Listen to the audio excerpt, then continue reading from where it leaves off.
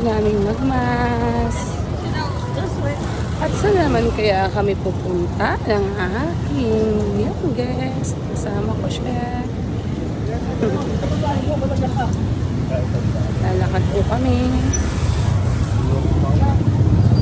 Samahan niyo po kami. Titingin kami kung ano ang magiging ulam namin ngayong gabi. Tapos lang po namin mag-Holy Mass.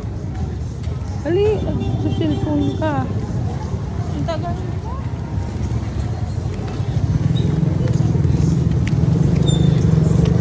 Tagal ko daw kung maglakad ng binilisan ko. Tagal po kami sa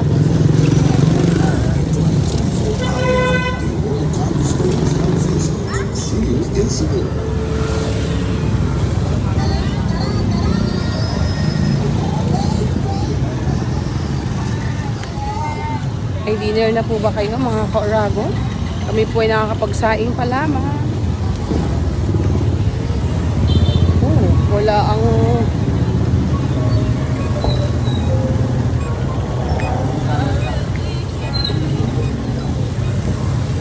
ay thank you po. Thank you so much. Hindi mamahiglas yan. Malapit na po kami. Ang laki ng mukha ko. Pag ganun, papalayuin ko na lang pala. Para medyo maliit ang aking face. Ang laki ng aking mukha pag malapit ang camera. Ngayon po yung aking anak ko sa likod. Nakasimangot kasi ang bagal ko daw po maglakad. Ngayon, binilisan ko ng lakad. Ayan siya naman ang nahuhuli. Ayan, malapit na po kami. Saan kaya kami pupunta? Malapit na po. Ay, wala nga, Loy. Wala nga. Sorry. Wala. Ano kaya ang ating ulamin? Ang choice po sana namin ay barbecue. Wala namang may tinda. Sunday, wala siguro silang tinda pag Sunday talaga. Isip naman po tayo mga ka-Oragong kung ano naman ang ating ulamin. Yun kasi po ang aming naisip. Barbecue, kaso walang tinda ang aming binibilhan. Ano na lang? Alam ko na. Ano?